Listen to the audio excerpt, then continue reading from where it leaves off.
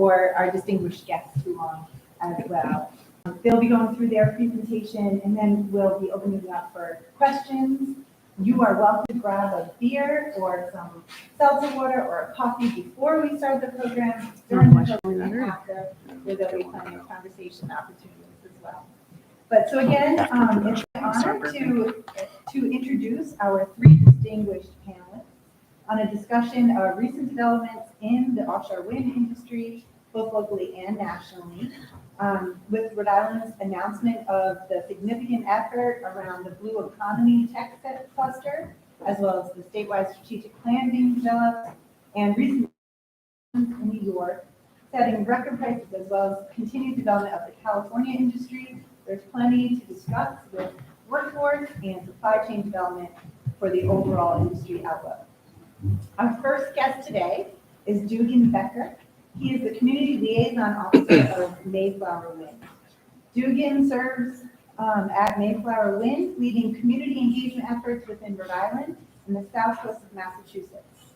In this role, he engages with a diverse range of stakeholders, educating them about offshore wind and the Mayflower Wind project, answering questions, and collecting feedback to help shape the project's design and implementation.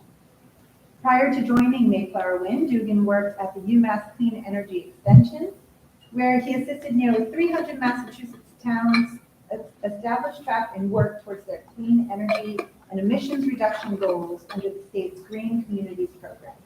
He graduated from UMass Amherst with a BS in Natural Resource Conservation, an MS in Sustainability Science, and a professional certification in offshore wind energy. Please welcome Dugan Becker and his wonderful presentation. Alrighty, you guys hear me okay? I don't know where to put the mic. Speak loud enough, you guys are pretty close. Perfect, yeah, so thank you for the warm welcome, and thank you all for joining me today. As Aaron mentioned, my name is Dugan Becker. I'm a Community Liaison Officer at Mayflower Wind. You heard a little bit about what I do in that role, but more or less I'm a communicator, and it's kind of my role to speak with stakeholders about offshore wind in general, and then more specifically about the Mayflower Wind project. In this role, I think of myself as somewhat of a offshore wind generalist, right? So I can tell you a little bit about most aspects of the industry, but you know, if there are any more technical questions that come up today that I'm unable to answer at the moment, a key part of my role is also that I have a direct line of communication with all the technical members of our team as well. So more than happy to follow up with anything that I can't answer today. Other than that, a little bit more about me. So I'm born and raised in New England, Massachusetts primarily, Vermont for a while there, and I am moving to Newport in August. So thank you. So put a direct request out there to you all, anybody that is local, please approach me after the event and tell me about your favorite local spots, whether they be restaurants, bars. I'm all ears. That being said, we can dive right in. So I just kind of wanted to start off with a bit of perspective on the national outlook, right? So this here is an offshore wind speed map of the United States, and the United States as a whole has a technical offshore wind energy potential of about 2,000 gigawatts. To put that in perspective, that is more than 4 times our current generation capacity nationally. So talking huge potential in the nearshore and offshore resources here.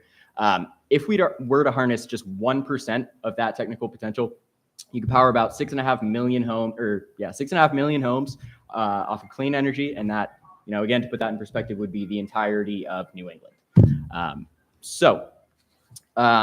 Something else to consider when looking at this map is the distribution of the national population, right? So 40% of the US population lives in coastal communities, which means 40% of the population has direct access to these immense offshore resources.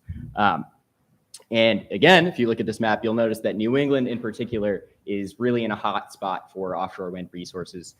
It not only is it one of the strongest areas in the United States for consistent and strong wind speeds, but it's one of the strongest in the world. So we really kind of hit the geographic lottery when it comes to our offshore wind resources.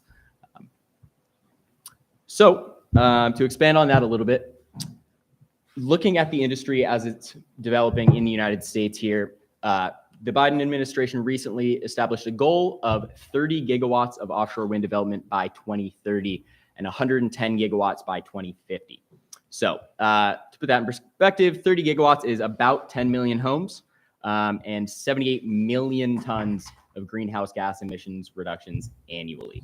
A little bit further down, you'll see that there's more than 35 gigawatts of development in the of potential rather in the development pipeline currently. So to give you a little bit of scope about what is in the development pipeline and what we currently have in waters, we have about 1/1000th of that energy harnessed currently, right? We have 7 turbines nationally. And those 7 turbines are about half the size of what these projects will be putting in the water. Congrats to you all, though, because 5 of those 7 are in Rhode Island. So you guys are doing something right. So, as you can see from this map, there's 39 distinct offshore areas. You can take that with a grain of salt because one thing you'll learn about the offshore wind industry is that it is constantly evolving and really hard to keep up with. So by the time I pulled this image and put it in the slide, it's possible that other projects could be in the works. So I'll caveat the rest of my presentation with that grain of salt as well. So I want to talk a little bit about that 30 gigawatts by 2030 goal, right? So what do we need to get there? First and foremost, we need about $97 billion in capital investment to make this happen.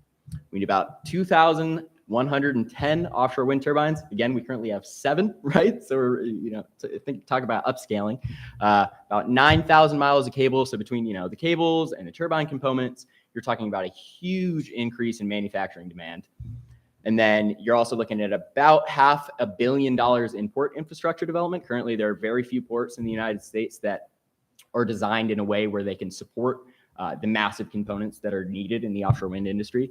Then you're also looking at 83,000 new jobs. And that's direct and indirect and induced jobs, which we'll talk about a little bit later. Well, actually, we'll talk about it now. So a recent Mass Clean Energy Center report found that there are about 119 distinct jobs or occupations within the offshore wind industry.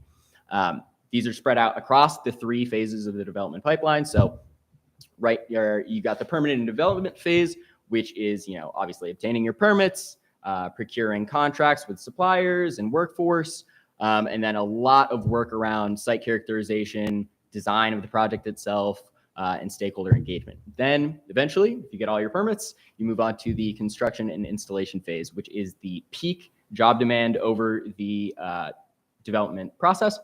And that's, largely around the 6 main packages that go into offshore wind. So that's your turbines, foundations, array cables, which are the cables that connect the turbines, and then substations, export cables, and of course your onshore infrastructure as well.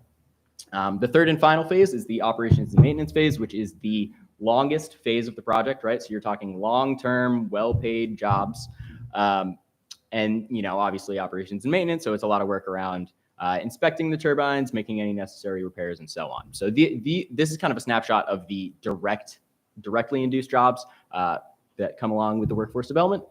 But there's a lot more than just directly induced jobs when you talk about the industry. So here we're looking at supply chain tiers, right? So, obviously at the top of the pyramid, you have your core suppliers, so the people that are building the turbines, people that are installing them, and so on and so forth. But as you go further down this tier list here, you'll see that a lot more than just those direct suppliers and the direct components of the industry support this work. So you've got the people that sell fuel to the vessels that maintain these ships. You've got food and supplies for the workers. You've got hospitality and a whole range of cascading effects on the workforce as a result of the industry as it develops. And I guess just to give a little bit of color on this kind of trickle down economic structure here. Currently, Mayflower Wind is in our surveying process as well as our permitting process. We have some vessels offshore, and they've been offshore for a couple of about 2 years now, doing benthic surveys and whatnot. That vessel crew alone, just doing the survey, and this is an external group that we contracted to do this work, has spent $900,000 in the communities that they're working out of, just in terms of port fees and vessel maintenance and housing and food for the crews. So you start to see how there's direct and indirect economic benefits and job creation, as a result of the industry as a whole. So just to kind of zoom in and look at Rhode Island for a second here, just some key milestones.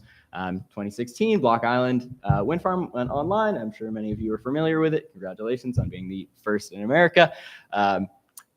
Shortly after that, in 2019, Revolution Wind secured a power purchase agreement from the state for 400 megawatts, which is a substantial increase in the total renewable energy procured across any source in Rhode Island. I don't have the exact figures on here, but you can kind of see from this graph on the right here, that huge uptick in about 2024 is when Revolution Wind comes online. So what this graph is showing here is how much renewable energy is needed by Rhode Island to become 100% net zero, 100% renewable, which brings me to my next point here. So in 2020, Rhode Island committed to becoming 100% renewable by 2030. Quick update on there, and that's why I put an asterisk on there. Just yesterday, the governor actually signed a bill putting this into law. But that date did bump up to 2033. So a slight shift there, but still like a lot more aggressive than most states. Most states, even ones that have, 100% renewable aspirations, they're looking at 2040, 2050, and further on. So 2033 is a really ambitious goal by Rhode Island. Also, coming down the pike, something that's in the approval process right now, the state has legislation in the works to procure an additional 600 to 1,000 megawatts of offshore wind. So again, more than doubling what has previously been procured up until this point.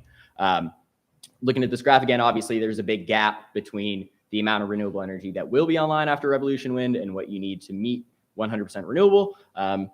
Looking at 4,600 gigawatt hours, that comes out to be about 900 to 1,100 megawatts of offshore wind. If you were to do it all with offshore wind, obviously you don't have to, but that kind of puts that 600 to 1,000 additional megawatts in perspective a little bit there. So just to talk a little bit about Rhode Island industry assets, and I won't spend too much time on this slide because I've got a lot of slides and I want to make sure we leave time for other speakers here, but ports are one of Rhode Island's key assets, right? So looking at Provport and Quonset, these are two ports and two very few ports nationally that are already more or less ready for offshore wind. So what that really comes down to is they're deep water ports. They're very large, so they have a lot of space for lying down these massive turbine components, and they have the structural integrity to be able to bear all of that weight, which you don't get all three of those things with a lot of ports nationwide.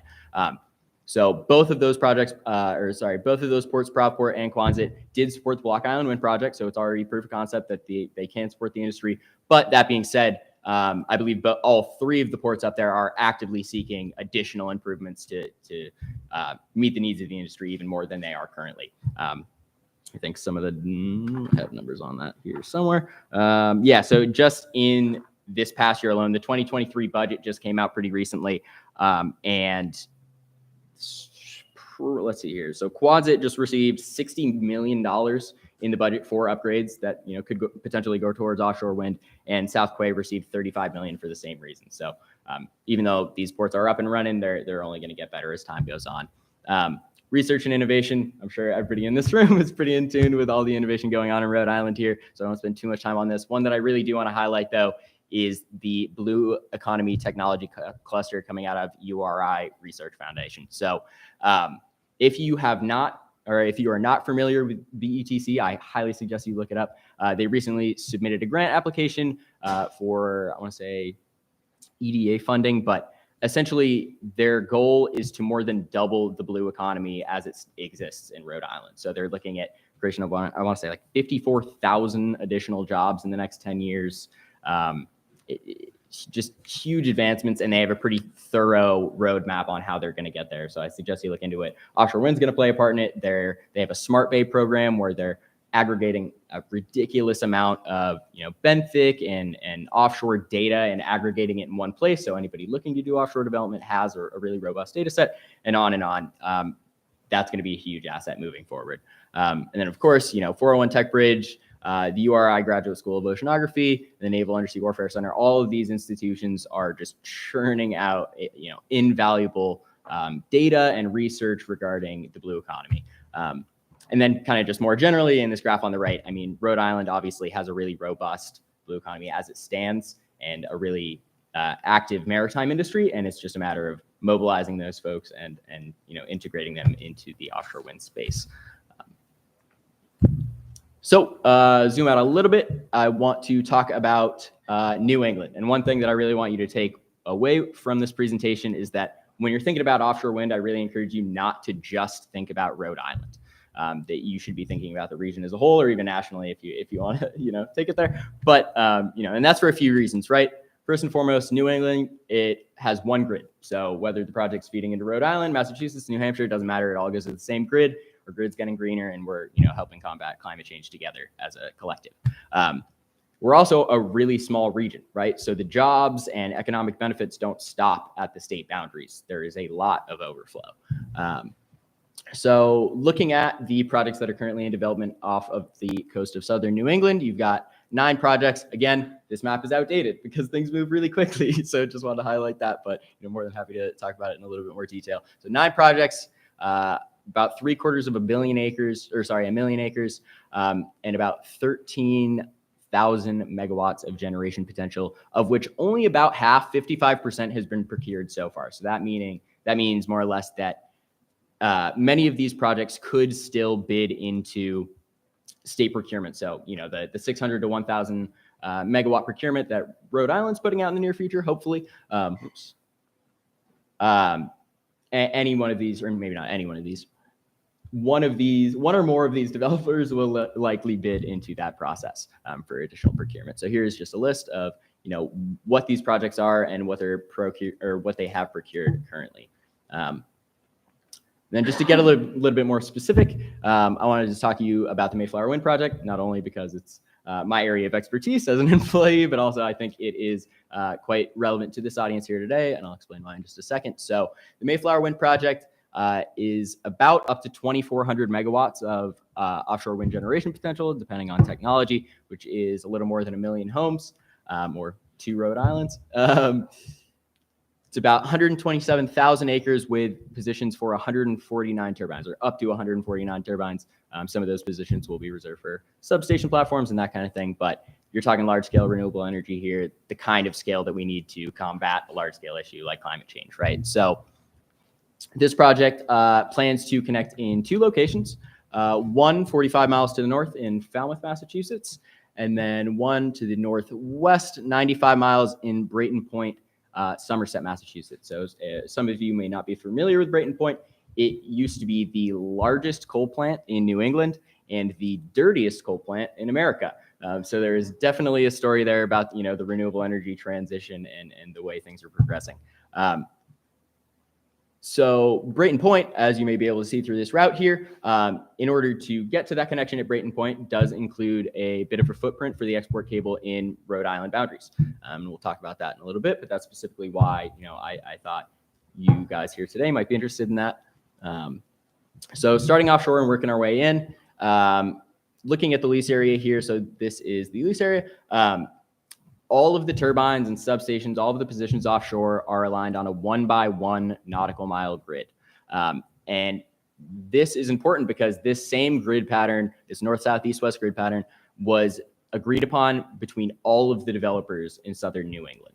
So you're really kind of getting that consistency and that homogeny across the entire wind energy area off the coast of New England. And this spacing, this grid layout was decided upon in collaboration with, a wide range of maritime users, fishermen, shipping, all the various industries that utilize this space, as well as the U.S. Coast Guard. And basically what this decision came down to was, what kind of spacing is necessary for all of these existing industries to be able to continue utilizing the areas that they've been using previously, including U.S. Coast Guard recommendations on, how far apart do these turbines need to be that you can safely navigate through this area in any sea state, any weather condition, with minimal risk, right?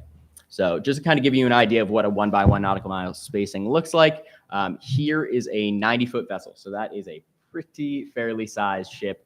That would be, a pretty reasonably sized commercial fishing vessel as well.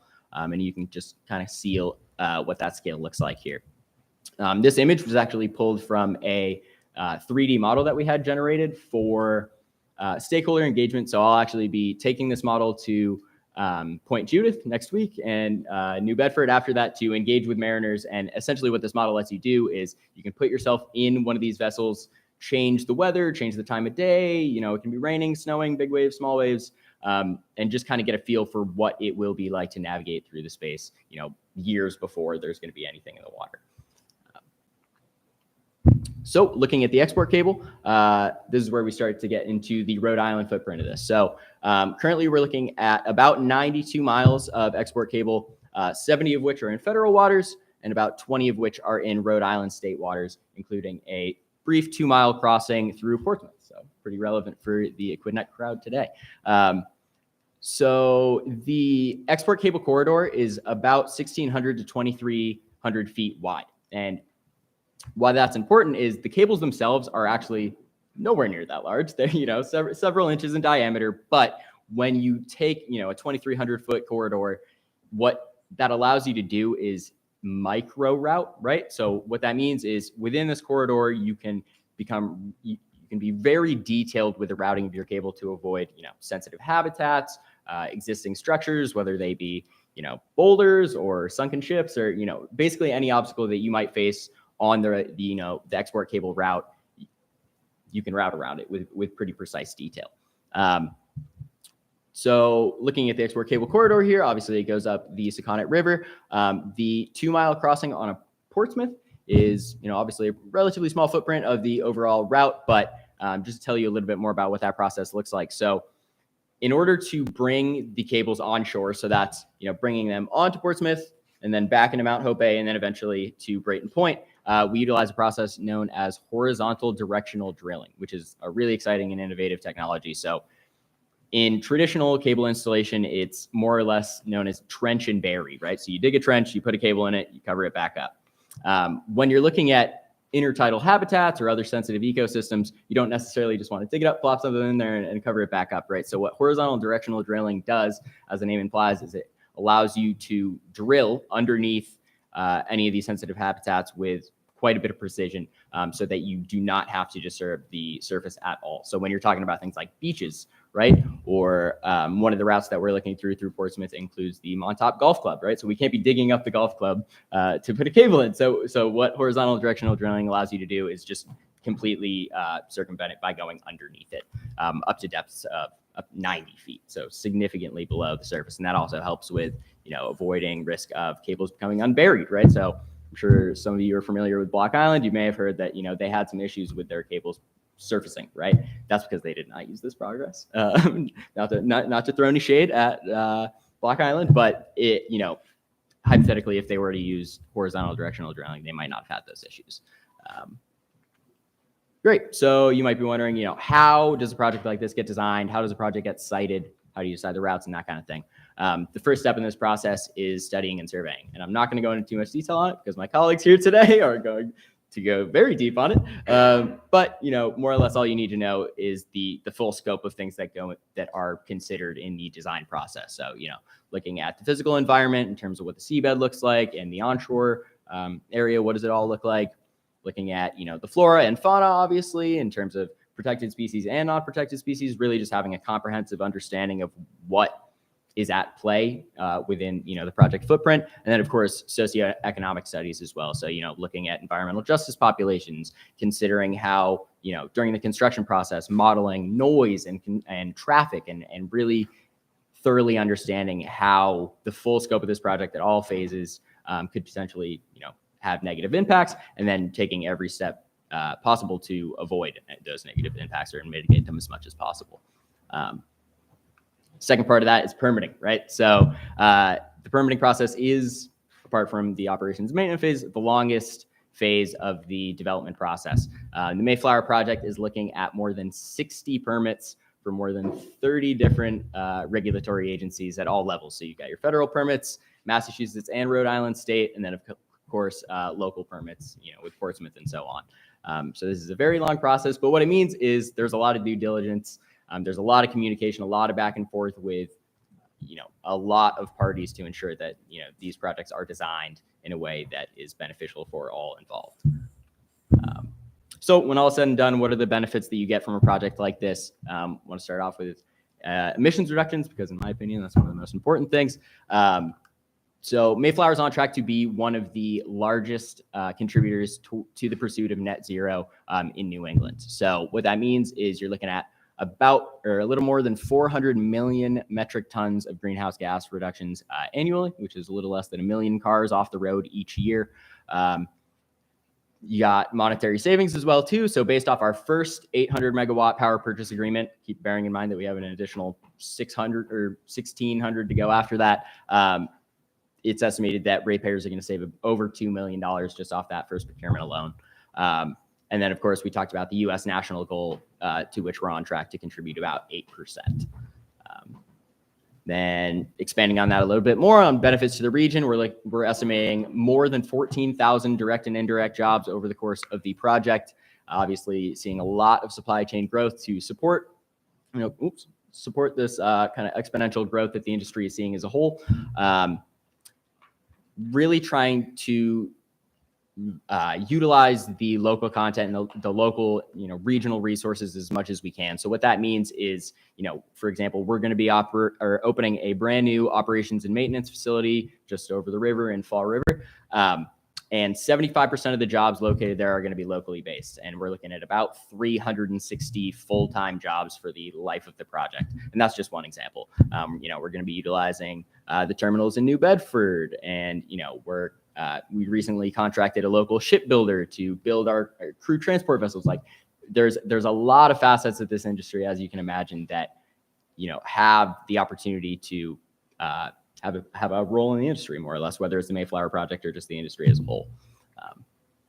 And then just lastly, to touch on economic development, as power purchase agreements are procured, the bids, as they're called, include other incentives. So it's not solely just about selling energy to the state. There's a lot that goes along with that. So you have to make commitments like these. So far, Mayflower has committed over $115 million in economic investments through our 2 power purchase agreements so far, funding things such as port development, right? We were talking about how there's a need to really scale up our port infrastructure. Low-income ratepayer support, offshore wind education, training, and workforce development. Obviously, if you're talking about 88,000 jobs in the next 10 years, somebody's got to train those people and bring them up to speed. Applied research and innovation, DEI, and supply chain opportunities. Again, these are all core pillars that need to be funded or are being funded in order to really make this industry happen. And this is my last slide here. So if you're wondering, what is the timeline for this project? When are these things going to go online? So as I mentioned, we're currently in the permitting phase, which is the longest phase, but we're making good progress. And if all goes according to plan, we get all of our permits, we're going to start onshore construction in Q3 2025, hoping to deliver power to the grid by 2028. That's all I got. So I put my email address up here. More than happy to talk to you all after the next session here today, and answer any questions that you might have. But with that, I will hand it off. Thank you. And I'll just make a brief introduction. Thank you so much. We appreciate that. And it's my honor to introduce 2 members of Inspire Environmental team. Inspire Environmental, for those of you who don't know, are our flagship tenant here at Innovate Newport. Drew Carey is joining us as well as president and CEO of the organization. They're located in the top floor right here at Innovate Newport. They've been integral in designing what Innovate Newport is, what programming we're able to offer, and really helping us to solidify what Greater Newport region, the Greater Newport region's role is in the strategic plan for blue tech and so forth. So it's my honor to introduce Christy Gustafson from Inspire Environmental. She's a fisheries scientist that supports Inspire's essential fish habitat projects in the offshore wind industry and is in charge of data management for Inspire's fisheries outreach activities. She spent many years working directly with the commercial fishing industry, both on and offshore, and can uniquely anticipate and understand fisheries-related concerns in offshore wind development. And she's joined by her colleague, Kirsty Sturdivant. Dr. Sturdivant is a marine environmental scientist with over 15 years of experience in benthic ecology, anthropogenic disturbance of the marine environment, environmental monitoring, and marine technology development. Through his academic and consulting history, he's garnered extensive experience in monitoring, interpreting, and synthesizing impacts from human activities on aquatic environments. With a hand in all aspects of Inspire's work, Kersey brings critical and creative thinking to everything he does. He's involved in strategic planning, business development, project design, and implementation, and presenting results to external stakeholders. He pushes boundaries and offers new perspectives, enabling him to efficiently solve problems and mentor junior staff. So please welcome Christy and Kurt. Hi, thank you everyone, and thank you for that great introduction. So I'll just get right into it here, and I apologize I'm not behind the podium today. So a little bit about Inspire Environmental. As was mentioned, we're located right here. You can head upstairs and check out our office after this. We'd love to show it off. We're an environmental services company, and our team consists of skilled marine environmental scientists and analysts that are trained to interpret and contextualize the seafloor environments. Broadly, what we do is measure the health of the seafloor using a variety of tools. Sediment profile imaging is our primary approach. We measure seafloor health in a variety of different capacities. We work on projects around the world in relation to oil and gas development, seafood processing waste, contaminated sediment remediation, dredge material disposal, and others. But our current major focus on supporting is on supporting offshore wind development right here in our backyard. And with a focus on offshore wind development, Inspire has also expanded their area of expertise in fish and fisheries, specifically fish habitats and monitoring, and that's where I fit in. So a little bit about Inspire and our history with offshore wind. So Inspire's been involved with offshore wind pretty much since the beginning. So as Dugan mentioned, Block Island Wind Farm, as we all know, is America's first wind farm. Inspire really played a critical role in the development of this project. Firstly, in the permitting process, through our work characterizing the seafloor that assisted with siting of the turbines, and secondly, with our work conducting both pre- and post-construction fisheries and benthic monitoring studies. Our influence has really grown in offshore wind since then, as you can see from another outdated map shown here. We've really gotten to be involved in many of the East Coast projects, and we've recently started being involved in the early planning of projects on the West Coast as well. So we're going to have to expand our map to show West Coast projects here in the future. So as Dugan definitely covered, this just gives you a good general idea of the projects that are at some point in the permitting or leasing process on the East Coast. So, you know, as we've already talked about the leasing and operational timeline a little bit, but this just shows where Inspire fits into this. So, you know, this is a lengthy permitting process, and Inspire's role is really initially as part of that site assessment and survey. So Dugan talked about assessing all of those impacts to all these different things, environmental, but also pretty much everything that could be impacted by an offshore wind farm. So that all of that information is contained in something called a construction and operation plan, or referred to as a COP. And this is a massive document that really outlines all of the different impacts that are possible. So Inspire supports COP development by conducting site assessments, desktop studies, and surveys to help identify what those potential impacts are, specifically on marine fish and invertebrates, seafloor habitats, and fisheries resources. So a little bit on the benthic side of things. So to do a seafloor assessment survey, so to understand impacts from offshore wind, we really have to know what's down on the seafloor. What does it look like? Is it rocky, muddy, sandy? Who lives there? Is there a lot of fish communities, sand dollars? Are there soft corals down there? To understand this, we'll send still and video cameras down to the seafloor to collect images that we'll bring back and analyze. This helps with both environmental concerns and engineering concerns. So on the engineering side, this can help you understand where the easiest place to put a turbine might be, but also the place that's less likely to have an impact on a habitat that's sensitive to disruption. So our camera systems are specifically designed to document biological and physical aspects of the habitat.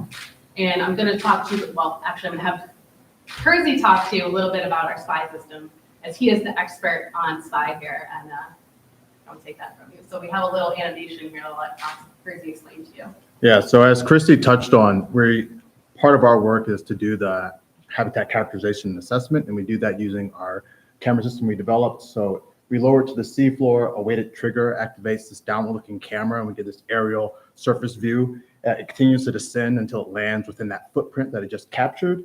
And then when tension is released from the cable, there's a prism that lowers and it penetrates the seafloor, and then we get a picture beneath the surface of the seafloor. So we get these combination of images, the aerial image, and then within that footprint, we get a sense of what's happening beneath the surface. And we pair those together and collect multiple images over a wide area to get and be able to characterize what the bottom looks like.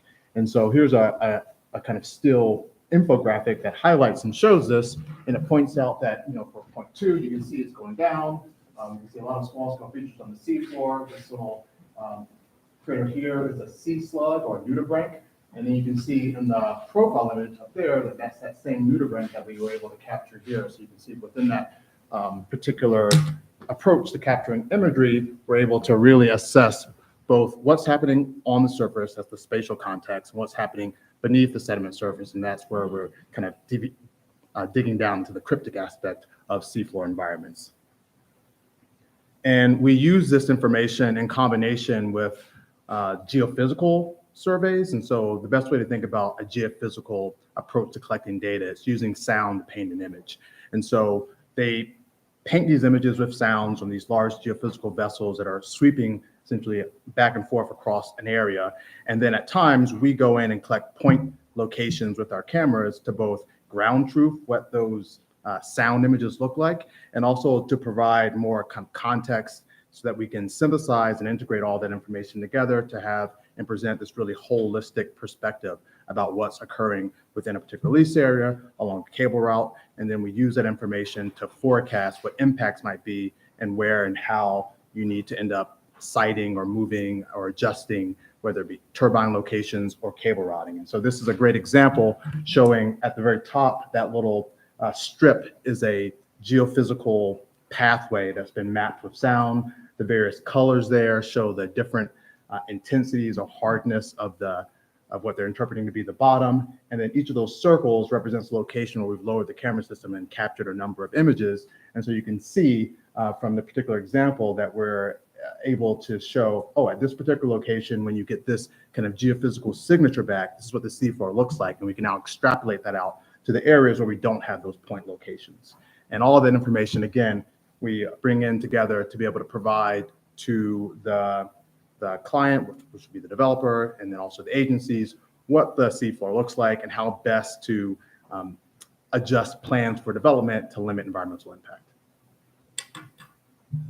Great, so now that we're back in the safe zone of fish, I'll continue on.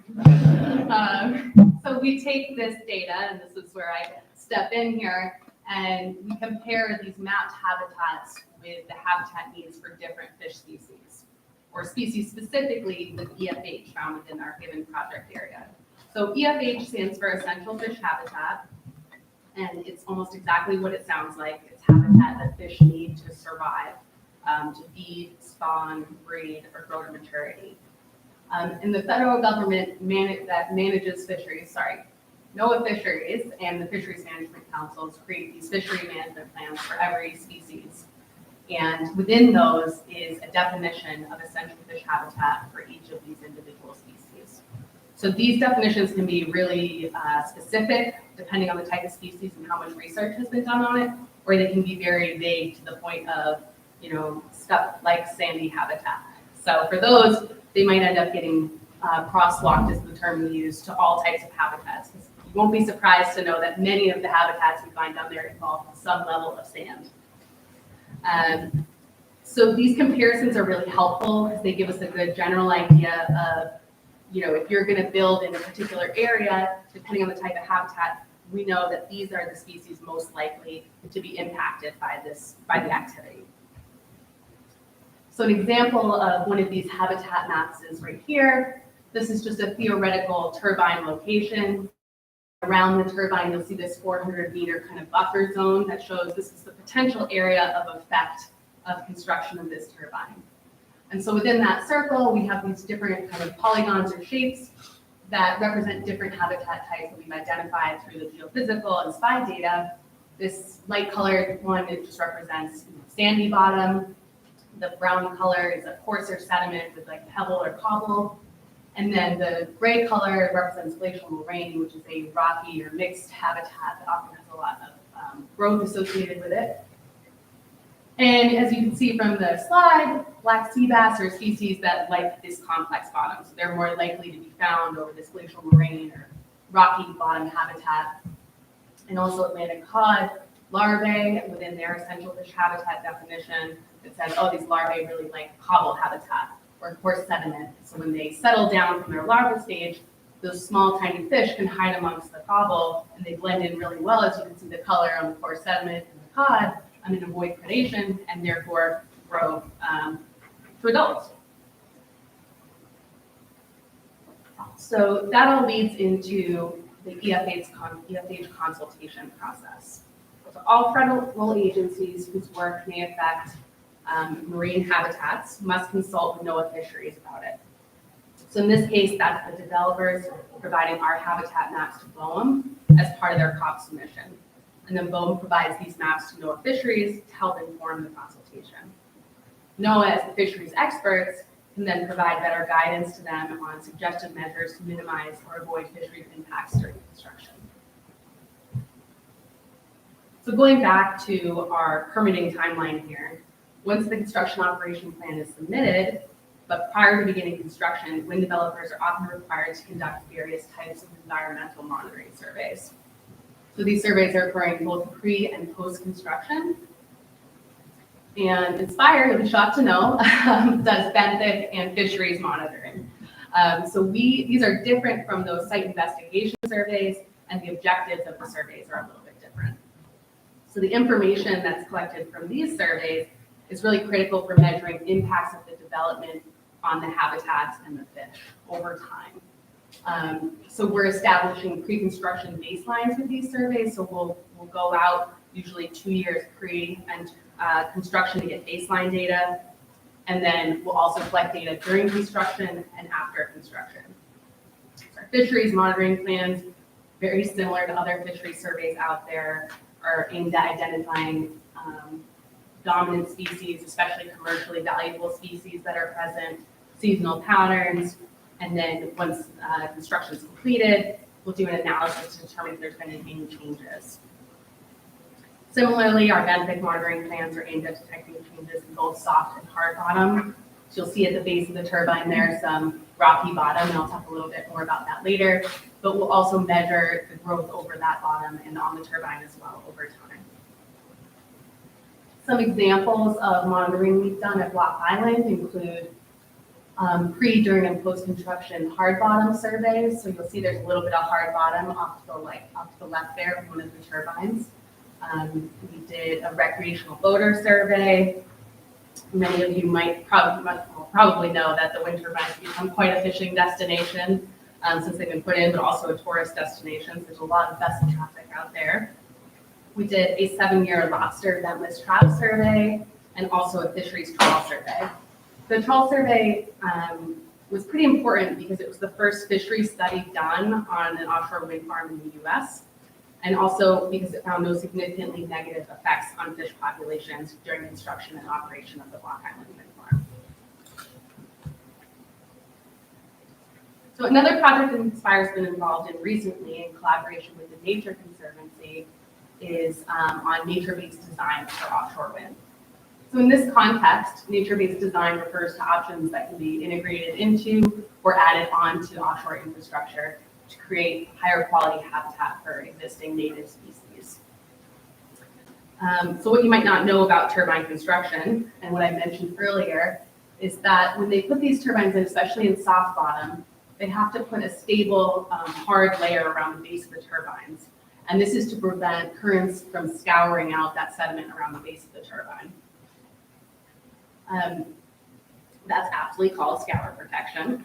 And the theory around the nature-based design is that by being selective with the materials you use for this scour protection, you can create high-quality habitat and therefore have a beneficial impact on fish communities. And many studies have demonstrated that complex habitats are associated with more abundant and diverse marine life. So we've recently completed an assessment of existing U.S. vendors in this market of nature-based design materials and products in an effort to highlight the need for supply chain development in this area. And in addition, a recent regulatory development from the Bureau of Ocean Energy Management, they've added conditions in the final approval documents, so that's the record of decision for South Fork Wind and Vineyard Wind, that requires those developers to use nature-inclusive materials that don't deter biological growth for their scour protection. So that just means, generally if you just put regular concrete down there, it's not going to promote growth. But if you add something like crushed shells, calcium carbonate, then you're going to encourage growth on these and therefore making more complex habitat, which is better habitat and going to encourage more marine life. And the last thing I'm going to touch on, which Dugan also mentioned, is just the importance of collaboration in offshore wind. So anyone involved in offshore wind understands how critical stakeholder engagement is when determining and securing impact from offshore wind, especially because it's such a new industry in the US. There's so much knowledge to be gained with talking with various affected groups, and in particular, marine stakeholders. So Inspire is frequently involved in discussions between marine stakeholders and offshore wind developers, especially the commercial and recreational fishers. So we consult with fishermen when we're developing our fisheries monitoring plans, and many of the wind developers use commercial fishing vessels to actually conduct these fishery surveys that I was just talking about. So there's currently fishery surveys going on for South Fork Wind and Vineyard Wind. They're using these commercial vessels. I'm sure there are more for other projects going on in the area as well. They use charter party vessels for the acoustic telemetry work that we're doing for pelagic species. That's tagging sharks and tunas to see how they're moving in and out of the wind farm seasonally. Commercial vessels are also used as scouting vessels to facilitate communication between those big survey vessels that Dugan was talking about. So those vessels said they've been offshore for 2 years. So those are big vessels that are in these fishing areas that the fishermen weren't used to seeing before. So they use these scout vessels, which are local commercial mariners, to help with that communication and help the survey vessels avoid any interactions with fishing gear. And lastly, fisheries representatives. So these are experienced local mariners that represent their local fishing ports and communities, and they act as a really great conduit between the fishing industry and the developers so that information can flow both ways and really get into the community. So that's the last thing I was going to talk about. Thank you very much. Thank you so much. That was so much information. Did you want to offer an opportunity for a few questions? So, you mentioned funding applied research. Mhm. What kind of areas are you looking for, especially things that might overlap with work like the Navy's doing in autonomous vehicles? Yeah, sure. That's a really good question. So one thing that I will say about those funds is that they're being rolled out over a period of time, right? So that whole bucket of funds towards innovation and research has not yet been released, but I can talk a little bit about what we've been funding so far. So as you just mentioned, one of the things that is being studied in the research or in the offshore lease areas currently is highly migratory species, right? Like sharks. So that's one example where we're working with the New England Aquarium, and I think you guys as well, right? Yeah, okay. We're involved in Perfect. that. Yep, yeah, exactly. So that's one area that we're researching. We also have a buoy in our lease area currently that's collecting data on, sea conditions, wave height, wind speed, that kind of thing. And that information is being made publicly available for, any application of education. Kelsey, am I missing anything? Yeah. Kelsey is a fellow Mayflower Wind employee. Hi, I'm Kelsey. I'm also a community liaison officer. No, and I think a lot of these economic development packages that we build around innovation, they're left vague on purpose for the purpose of innovation and creativity later down the line. I think we're humbled to the fact that not all of the needs of the offshore wind industry have been identified in this area. So that's why we try to set up long-term funds, 5 or 10 years, so that different organizations can receive grants and respond to the needs of those industries as they emerge. But as of right now, it's a lot of monitoring, it's a lot of, what's going on in that area, but trickling into higher level things with the Navy does with acoustic monitoring is something that the industry is talking about a lot right now, but not a lot of commitments have been made yet. So it's kind of, it's a good thing to follow along with. Yeah, and these funds are also community advised, right? So our first package, right, our first PPA for 804 megawatts, all of the funding or the community or economic development commitment that we've made as a result of that PPA is directed through the Mass Clean Energy Center, right? And Mass Clean Energy Center is a massive entity that really digs into research, and they really have their fingers in a wide variety of industries, right? So whether it be maritime, whether it be other forms of renewable energy, whether it just be the communities themselves that they operate within. So there's a lot of collaboration, a lot of discussion going on how to best utilize these funds, and whether it be research or whether it be in workforce development or any of the pillars that I mentioned earlier. Yeah.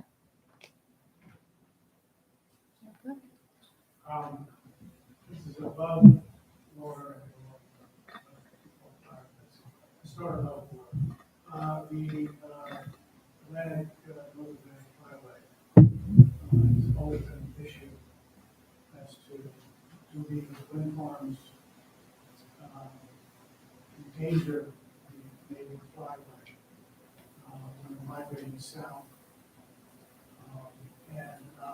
What are the journeys to sort of prevent that? Kentucky was a perfect example. Tons of birds being Sure. killed because of that farm. What have you discovered and what kind of prevention? Yeah, sure. So a little bit earlier, we talked about our construction and operations plan, right? So that is an incredibly robust document, like tens of thousands of pages, maybe at the very least thousands of pages. Yeah, very, very, very long with like 24 appendices. One of those appendices is an avian impact assessment, right? That also gets rolled into the environmental impact statement that gets put out by BOEM down the line. So lots of different entities. As I mentioned, we conduct our own surveys about, just monitoring avian activity in the area, that kind of thing. Reaching out to other research institutions to see what kind of data they already have available and collaborating them. We work closely with the Nature Conservancy and Mass Audubon as well. So like these groups that have been doing this and been researching this stuff for a really long time definitely help kind of inform the design of the process. And obviously nothing's going in the water until, all the T's are crossed and the I's are dotted, and there's a general consensus that it's not going to have.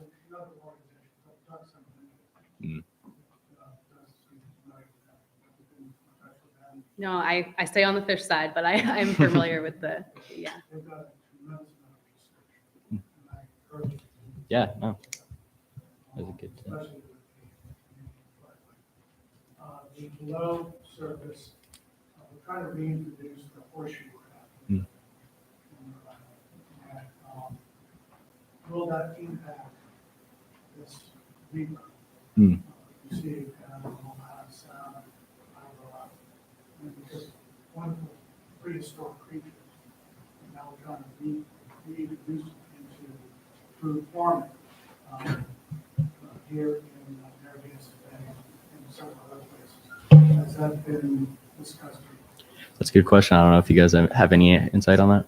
So I haven't specifically looked into horseshoe crabs, but also the inshore portion, since it's the cable route, has a much smaller footprint of impact, and it's really the construction side of things. So I don't want to speak because I haven't actually researched the horseshoe crab specifically, but considering that the majority of the actual like benthic disturbance and things is on the offshore side of things, but it's definitely something to look into. And that would also be addressed as parts, I'm not trying to like push it off, but in that environmental impact statement, they would, have specific addressments to that. I would also just add that I think what's important to understand in each of these different areas for offshore wind, once they transect the state boundary line, they are also under the supervision of all the state agencies that exist there. And so there are specific requirements that they make a request of. And so, for example, in Rhode Island, presumably that organization is responsible for being aware of and addressing and ensuring that the monitoring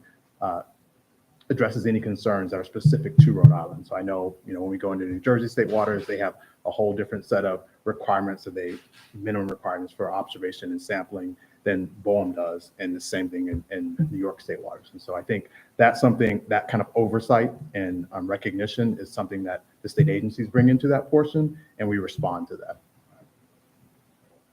Thank you. I have a quick question. I'm just interested in, especially in the siting process and the environmental monitoring process, how much you guys are using models and how you're doing that. Like, are you using regional models, and are you like developing a baseline for the model and then adding this perturbation?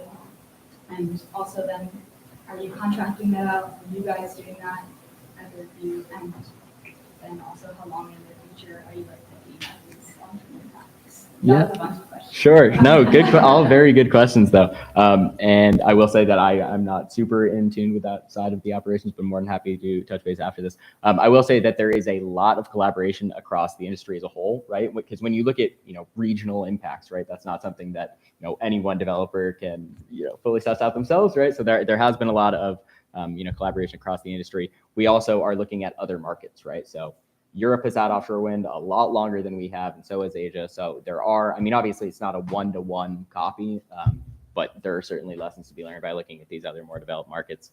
But yeah, I can certainly get you the details on the timeline and what we've done so far, what we're looking to do. I can add just a little to that. So there's a lot of modeling that happens. We don't do it ourselves, or speaking for myself, but in general, just some examples. They'll do noise modeling of impacts from pile driving. They'll do modeling of currents. They'll do modeling of EMF impacts. So if you pick, I will just say fisheries assessment of the impacts, you'll see the modeling results like summarized in each of those impact assessments, and each of those results will link you back to a paper with the actual models that are being used. So it could be a really good resource. So you guys might have gone over this, I'm sorry, I just want to. It's okay. Thank you. So am I correct in saying that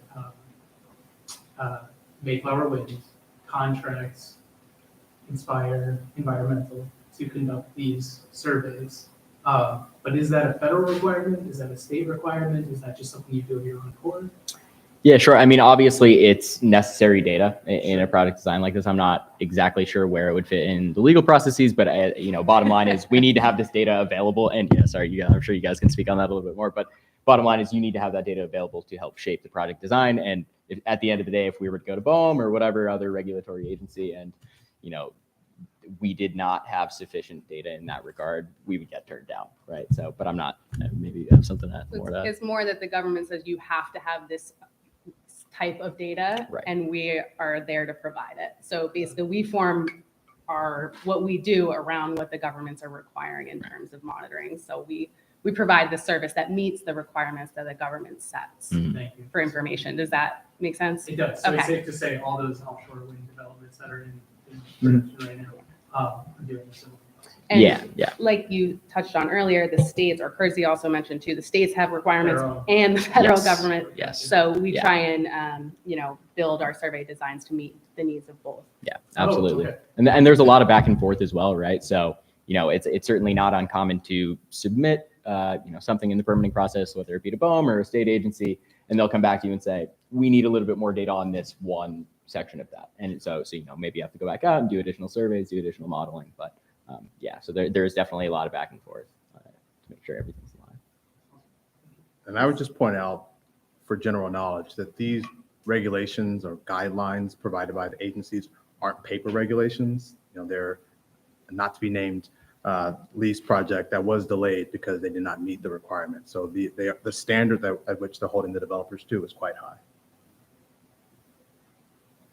Can you give an example of a finding from one of your studies for the Block Island project that, made or will make future projects shift gears? So I don't know if that's something you can share, but. Thank you. I'm going to try and pitch that back to Kersey. Yes.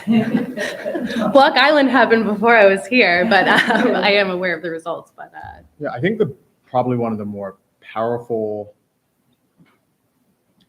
findings from Block Island was the approach to how you collect data and how that can then factor into decision-making on where and how these turbines are sited. So we're a very visual company.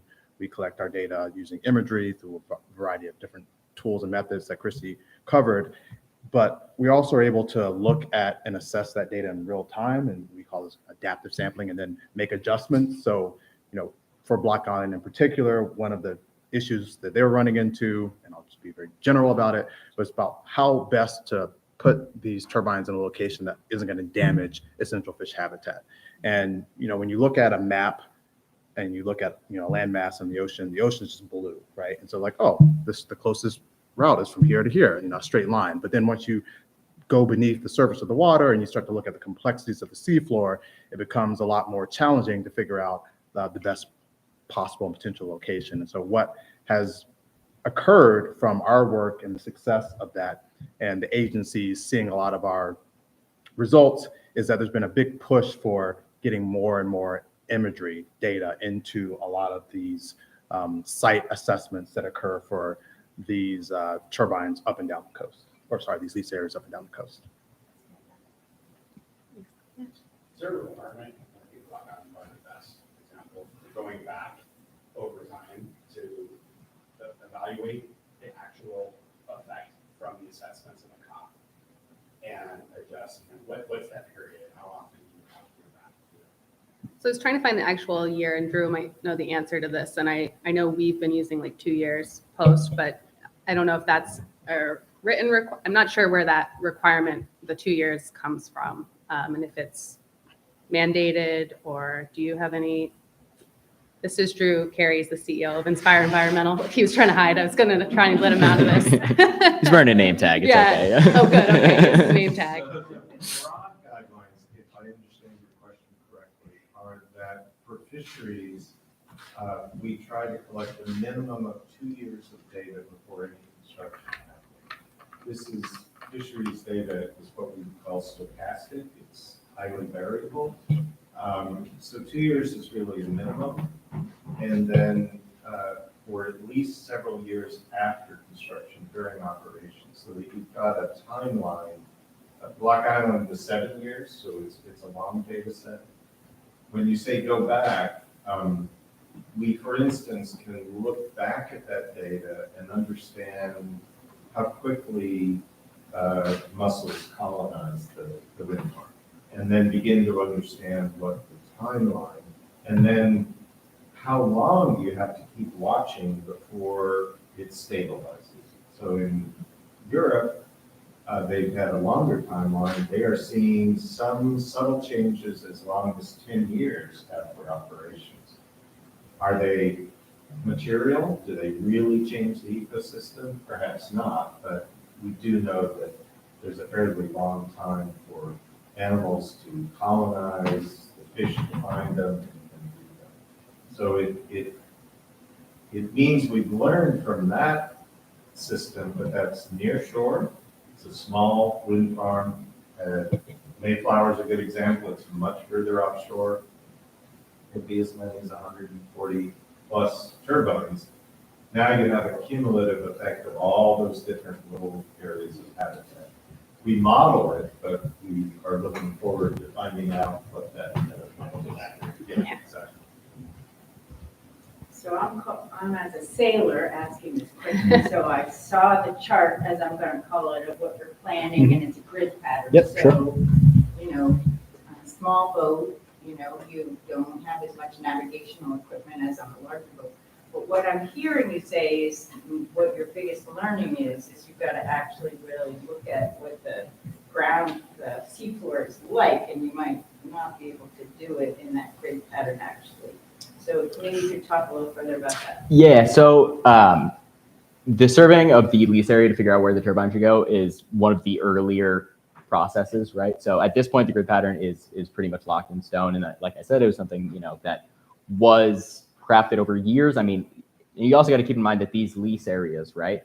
They're highlighted, or they're proposed by the federal government after, years of surveying and whatnot. Then there's, periods for public comment where anyone else with data or insight or sailors, fishermen, whatever it may be, can, input their comments. And then after all that, maybe 5-10 years down the line is when they actually go up for bid. and start being developed. So by the time that Mayflower signed a lease, that area had been more or less given the green light that there's not going to be any glaring obstacles. That's not true across the board. Like sometimes the lease areas have changed shape slightly, right? So the original areas that were highlighted by the federal government, certain sections of them were crossed out because they turned out to not be as good as originally thought. But at this point in the development process, the grid pattern is pretty well I'll confirmed. just add to that a little bit. So when we do our process, I don't know if you remember the image I showed with the theoretical turbine and that 400-meter buffer. So when we are in conversations with these EFH consultations with NOAA, and they're like, we don't want you to put it on this, we want you to put it on the sandy area. There's a little bit of a buffer for a term we call micrositing. So, in the grand scheme of the impact of the shift, it's not changing the grid so much, but they're slightly shifting to avoid any major impacts to habitats. And if they can't, maybe then there'll be a recommendation that you don't put one, there'll be a turbine missing or something like that. So the government can recommend that based on the results of this habitat. Just good distinction, thanks. Just one quick question. What's the percentage of government investment versus private sector investment? In the project itself, it's fully private. Fully private? Yeah, I mean, and there's probably government subsidies. I'm not too sure, but yeah, no, it's privately funded. And how much have you raised so far? I think you said, How much have we spent so far? That's a good question. I believe the estimate, when all is said and done, start to finish, delivering energy to the grid is somewhere in the range of $4 to $5 billion.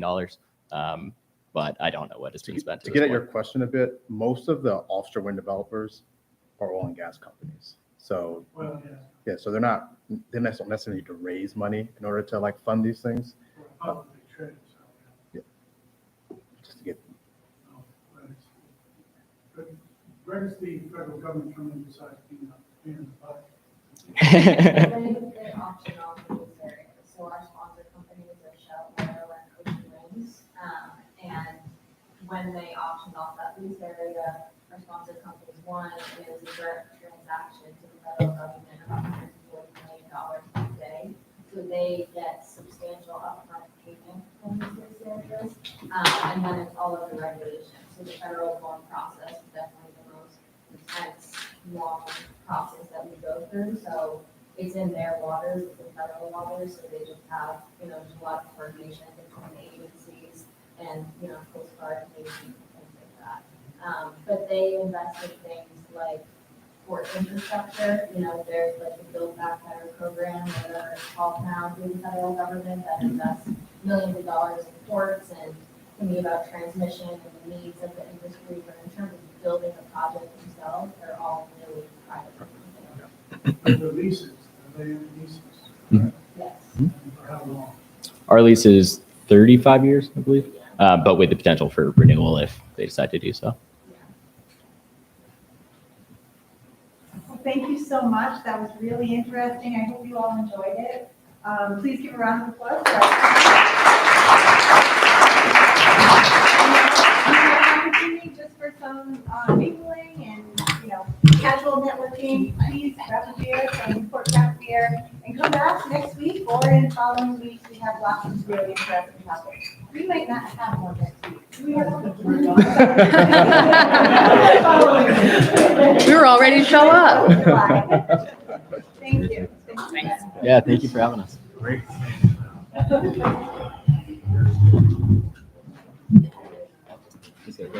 Yeah, pleasure.